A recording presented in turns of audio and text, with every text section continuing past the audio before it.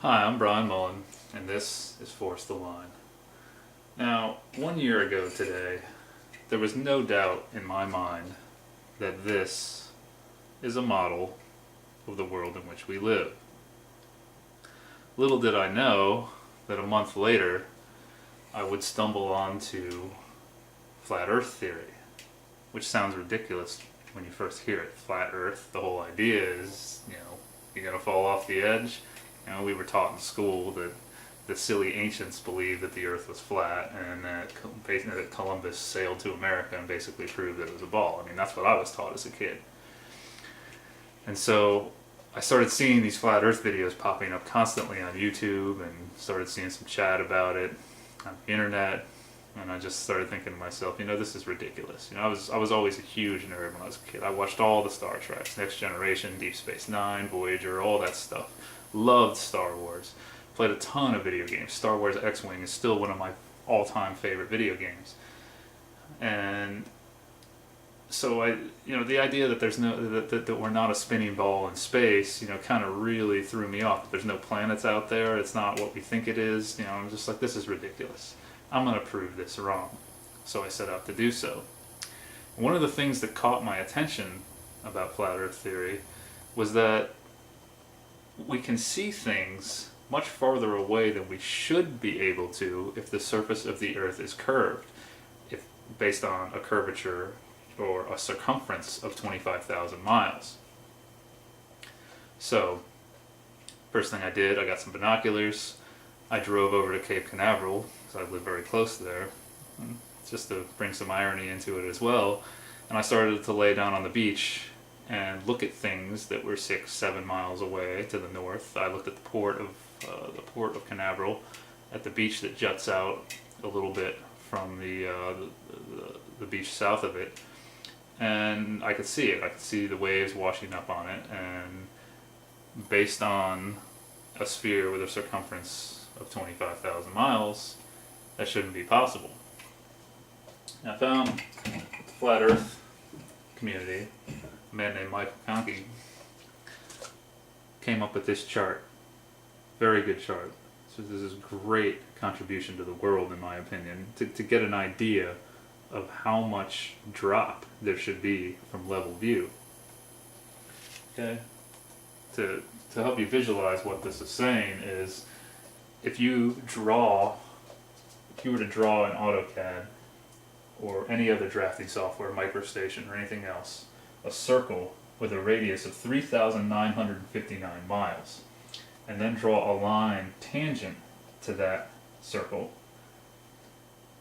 at every mile from that tangent point you should see so much drop. Now that tangent line is assuming that your view is level. When you look out over a surface of water, your view is level. I think it's level, right? People argue that when you're looking at things in the distance, you're actually looking down, and that this isn't right. But I think my view is level. When I'm standing here upright and looking out, I think my view is pretty much level. And I see things across a body of water. I don't think I'm looking down at them. But the real proof for me came when I went to Lake Apopka in Florida, the second largest lake in Florida. There are areas of the lake where there's an 8-mile stretch across. I took my telescope out there and I set it. I actually put the tripod in the water and I set the telescope about 3 feet above the surface of the water, and I could see the shore on the other side. And that doesn't make any sense, because when you look at the curvature chart, you can see that at 8 miles there should be roughly a 42-foot drop, right? Almost 43 feet. Now, subtracting the height of my telescope, because it's above the water, take about 3 feet, roughly there should be a little under a 40-foot drop to the shore on the other side. But I could see it. I shouldn't be able to see it. There should be a curve of water in the way. This was the biggest problem I found. And then I started observing the sky. I had taken astronomy a few years ago, and I'd always questioned. I'd walk out of astronomy. I took it in the fall, and I'd walk out after class, after discussing galaxies and nebulas and all these things, and I'd just look at the sky and just like, where is this stuff? Of course, back then I just thought I needed a more powerful telescope or access to the Hubble, which I have questions of whether that thing even exists now. But I don't know. I couldn't prove it wrong. I couldn't prove flat Earth theory wrong. I thought it would be so easy to do, and it was actually very difficult to do. And I became so obsessed with this that I actually started my own series on YouTube called Balls Out Physics. And the whole purpose of the series was to put the ball model to the test, to really throw the questions out there and to get some feedback from people. I made some errors in my videos, and I have to go back and correct those errors. In the words of the great John F. Kennedy, an error does not become a mistake until we refuse to correct it. So I will correct some of those errors. However, I don't think that anything I've done in my videos is absolutely wrong. I just need to fix some things. But anyway, my last video was released at the end of September. I released it at the end of September. And then I did a radio interview on flat Earth and other hot potatoes. And I was going to keep going with my series, but then, well, I had a wrench thrown in my gears. A very wise retired surveyor of 32 years contacted me at work. He saw my videos and figured out where I worked and gave me a call. And we discussed an experiment that he deemed the plumdicular experiment, about using lasers, and came up with a way that we could actually try to measure the curvature to prove this. And then shortly after that, he sent me a link to the rectilineator documentary, which is actually the backbone of concave Earth theory.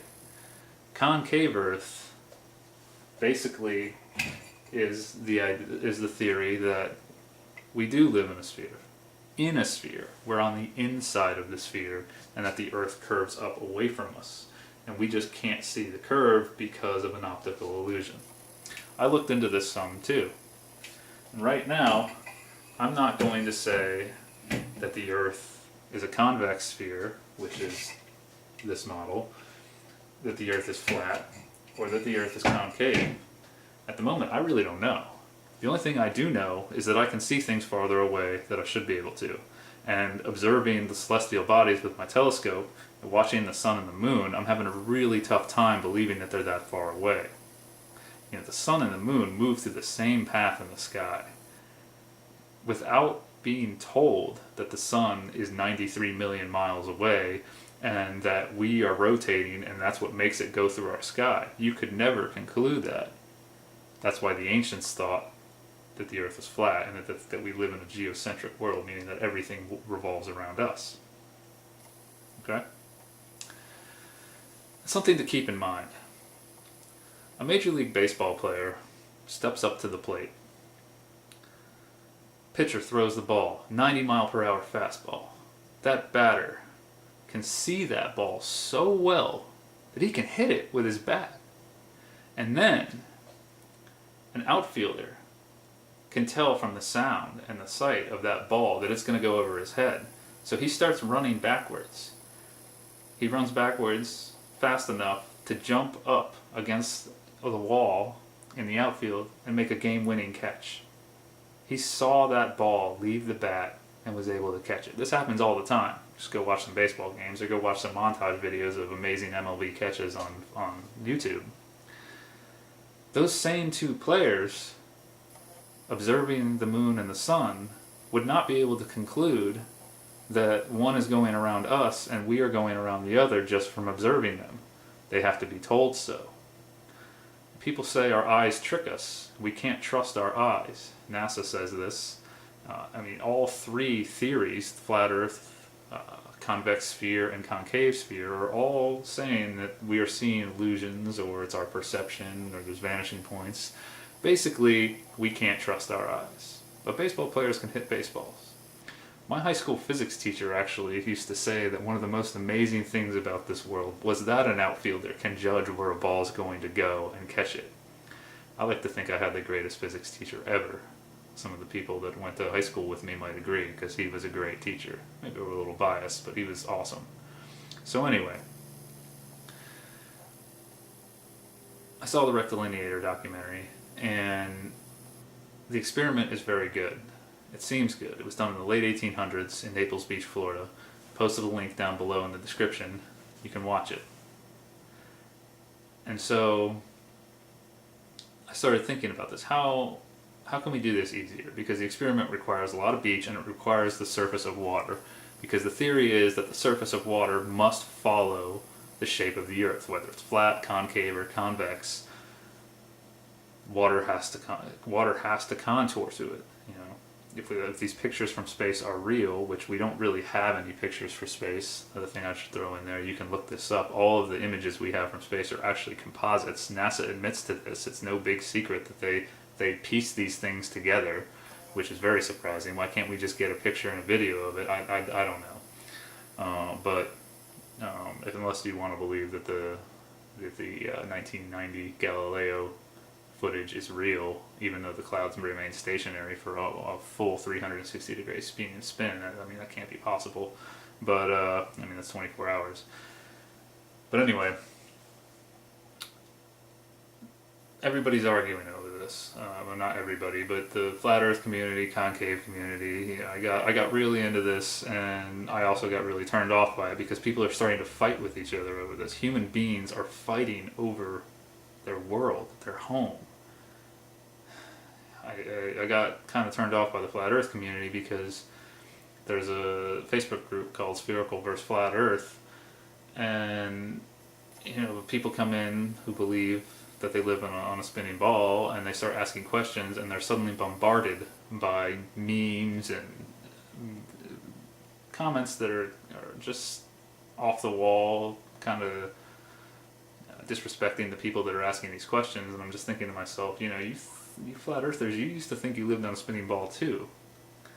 Why are you attacking these people? You know, why are human beings, why are we so quick to jump on a side and fight with each other? I've never really understood that. You know, Democrats, Republicans, Giants, Cowboys, East, West, this just always happens. You know, why we don't really get anywhere when we fight with each other over things. We just end up with two sides and endless debate. It just goes on and on and on. We never really get anywhere. We need to start working together, I think. So, anyway, our eyes cannot be trusted. That's the general consensus. We're being deceived. We cannot trust our own eyes. So, we really can't conclude that the Earth is flat, concave, or convex from cameras or telescopes or anything, right? Because everybody's just going to argue, oh, it's an illusion, light's bending, oh, this, that, this is what's happening, you're not seeing what you're really seeing, blah, blah, blah. So, why don't we just measure it? I started thinking about the rectilinear experiment. I started thinking of easier ways to do it. Existing structures like bridge piers we could use to try to build a rectilinear type device over the surface of water and measure the distance to the water. But the more I kept thinking about it, and I'm a structural engineer, so I deal a lot with erecting structures and how much it costs and blah blah blah. I just couldn't come up with a cheap way to do this. And then for some reason about a week ago I was tying my shoes getting ready for work, and it hit me. We don't need water. There's actually a very easy way to do this. And that's what I'm going to call force the line, or the force the line experiment. No offense to the rectilineator, but in this day and age that's not really a good name. People are going to make fun of the rectilineator for obvious reasons. So this is force the line. Here's my idea. What we do is we need 2 miles of relatively flat land, or it's easier if we use flat land. I'm thinking Oklahoma, Nebraska. Florida would work, but there's a lot of crap in the way in Florida. There's so much foliage here that we would need maybe we could do this under power lines, but who really wants to work under power lines? So here's what we do. we set posts over a 2-mile stretch of land. What I've got here are my posts, okay? 10 feet on center. Here's your first post, second post at 10 feet, third post at 20 feet, all the way down to 2 miles, 2 miles away. Here's your last post at 10,560 feet, or 2 miles, and your second to last post at 10,550 feet, okay? Got my break line in here to show that the distance between these two posts is 10,530 feet. You see what I've drawn here, okay? Now the idea is everything is based off the first two posts, okay? What we do, we set the posts in a straight line. Very, very easy to do. Contractors can definitely do this. And then between the very first two posts, we construct a beam between the two and level that beam, okay? We level this beam, okay? Make it level. This is typically how beams are constructed. You always level them out unless there's a roof slope or something. But for a floor beam or something, you would always level it. Anyway, so this point right here is this point on the Earth if we live on a convex sphere, okay? Meaning that when this beam is leveled, there is an imaginary line perpendicular to the center of gravity of the Earth, extending to the center of the Earth. And then we do the same thing all the way to the end. We level each one of these beams all the way for 2 miles, okay? So, every time you level one of these beams, it should be extending, it should be perpendicular to a line extending to the center of the gravity of the Earth. So over 2 miles, those beams will actually follow the curve. They have to. If a level works, the only way it can really work is on a sphere is if it works with the center of gravity. Okay? Then, what we do is we use a rectilineator type device below it to force the line. This very first beam we construct right here is perfectly parallel, or as close as we can get to perfectly parallel to this beam. It's leveled too. We level that beam, okay? But then for all of the rest of the beams on the forced line, as I'm calling it, we use a connection here that forces this beam, it forces a right angle connection to the first beam, okay? So, say this is our first beam that's leveled, okay? It's leveled out. The next beam that comes in, we use some precision machine work, or like a CNC machine or something similar, to create a connection that forces a right angle connection to that first beam, okay? So now, this second beam is not actually level. You wouldn't be able to tell from the naked eye, and if you put a level on it, it would probably still show that it's level because our levels are not that accurate. But it will stay in line with this beam, and we do that all the way down to the end. Now, we can just use a rectilineator type device. We don't have to build these beams. We don't need 1,057 of these beams on the bottom, because they're going to be expensive to make a right angle connection like this. You see I've got 90 degrees at all 4 corners. We can just leapfrog it and just mark the columns or the posts as we go until we get the line. Now if the Earth is a sphere with a circumference of 25,000 miles, then over 2 miles we should see from this point to this point a drop of roughly 32 inches. You can draw this in AutoCAD and prove it. This is what it has to be if the circumference of our world is 32 inches, or 25,000 miles. Okay? So, we go all the way down to the end. And this last post, we should have 32 inches between these two lines. Okay? Because over here we started at 64 to give ourselves ample space. And at the end, there should be 32 inches, roughly. It's not going to be exact. You know, there'll be some error, but there's enough there's so much drop that is that any small errors and plumbness of these columns and everything shouldn't affect it too much. This could be 30 inches, whatever. Now in the rectilineator experiment, they showed that the Earth curved up roughly 30 inches. That the concave sphere, it has the same circumference as the convex sphere. Now that experiment was done 118 years ago, and nobody's done anything else like this since then. In fact, I find it funny that we don't have anything like this in the world. We have nothing that shows our curvature. Imagine how cool it would be to build something like this and leave it in place. Oklahoma, Nebraska, you guys want some tourism? Build this. Okay? Imagine driving in a dark sky area at night, and maybe they put some lights that run down the line on this thing, and drive next to it, put a path next to it, or ride a bike or something. And as you're traveling, you can watch the curvature happen right before your eyes. You can watch these two lines converge. They will both appear to be lines to you, but one of them's actually a line and the other one's curving. Why don't we have this? Disney, I'm looking at you. Now you might argue, oh, it's just, nobody's going to spend money on that. It's just a waste of money to do something like that. We have pictures from space that show it's a ball. There's no point. Well, those pictures from space cannot calculate this curvature. They cannot prove the curvature. And on top of that, a few years ago, the United States federal government spent $800,000 on studying the benefits of snail sex.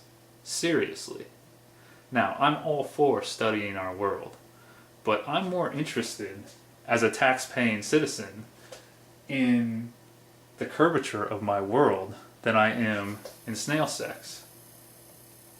Snails, I ride my bike a lot. I'm out in the woods a lot. I see snails every now and then. They look like they're doing okay.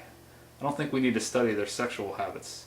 Well, we can study their sexual habits after we are proven that we live on this ball. I want to see this. I want this to happen so that I can rest easier at night and know that I'm not being lied to. So, let's force the line.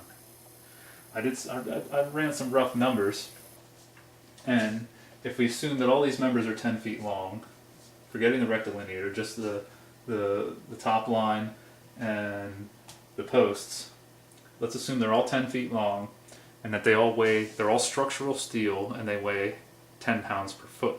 Now, since this is outdoors, we're going to want to hot dip galvanize all of these shapes. Hot dip galvanized structural steel runs about 3,000 Fed notes per ton, a ton being 2,000 pounds. So, adding all that up, we need 1,056 plus 1 posts, so 1,057 posts, and 1,056 beams. You get around $317,000. That's a lot less than what we spent on studying snail sex. And we could do this cheaper too if we put some serious engineering work into it. They don't need the structural steel members weighing 10 pounds per foot. That's very conservative. We could make it better than that, but I'm just throwing some numbers out there. And then we also have to build this rectilineator type device, which then you could throw another $100,000 in there for that thing because it's going to take some very precision machining to build it. But we can do it. But who I'm really looking at is what about Disney? You guys have all that land south of Orlando. You've got Epcot Center with the Epcot ball that shows us it's a small world after all.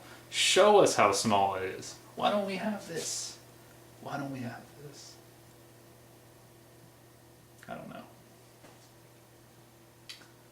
Let's force the line. Let's stop arguing about what we're seeing and measure it mechanically. Let's find our curvature or no curvature. To be able to drive next to this and look up at the universe and shake your fist and say, hey, we're not so small after all. That's only 32 inches and 2 miles. What? We ain't that small, right? Are we going to see this? If we do this? I think this experiment would work. I've thought about this a lot. I don't think there's any real flaw in this. Please tell me if you see a flaw in it.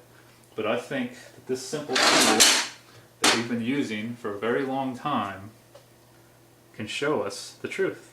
Just a level. That's all we need, really. And of course, some precision machining to make the rectilinear type device. But simplicity is what's important. A simple way to measure the curvature. And we can construct these things all over the world. You know, Neil deGrasse Tyson is now telling us that we're not a perfect sphere as it appears from space, that we are an oblate spheroid, or more like a pear shape. Well, let's figure out how much of a pear we are. If we build these things across flat surfaces of land, I mean, you could do this in the mountains, you would just need really long poles. But if we built this all over the world, built these things all over the world and got our numbers and started comparing it and really kept building them over and over so we get really good at building them and improving the accuracy of the measurements, we could really get an idea of what our world is, of how much it curves, so we could model it better. You know, globes probably, if it's an oblate spheroid as we're told, wouldn't be a perfect sphere like this. We'd actually be able to show where it's not a perfect sphere, because we've measured it, we've done it, if this is it. Now, if the Earth is actually flat, then starting at 64 inches here, you would end with 64 inches here. There would be no drop, it would stay the same. If the Earth is concave, then you would actually end up with 64 inches plus 32 inches, the blue line would be up here somewhere, because it would show a curve up. Very simple. Let's do it. These governments around the world are just taking money from us and doing all kinds of things. You know, whether that money that was used to study snail sex really went to study snail sex, I have my doubts. Who knows? I work in the public sector, and I've seen enormous amounts of embezzlements and wastes of money, and it's just incredible to me. So, let's spend the money on something that would prove to us the world we live in, and I think this would actually bring humanity together pretty well. Every country could show off our curve. You know, curves so much in China, it curves this much here. How cool would that be? Disney, build this. Peace.